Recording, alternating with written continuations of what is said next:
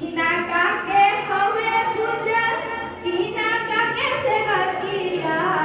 कीना काके हवे पुत्र कीना काके सेवा किया किनका के छे कहे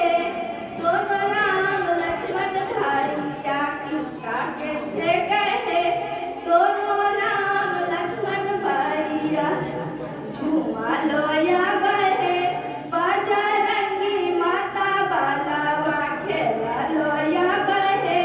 बजरंगी माता बालावा अंजनी के हवे पुत्र राम जी के सेवा किया अंजनी के हवे पुत्र राम जी के सेवा किया दशरथ के छे कहे दोनों राम लक्ष्मण भाइया झूमा लोया बहे बजरंगी माता बालावा खेला लोया बहे बजरंगी माता बालावा छरपा लोया बहे बजरंगी माता बालावा। बहुत बहुत धन्यवाद कविता। फिर मेनू से हम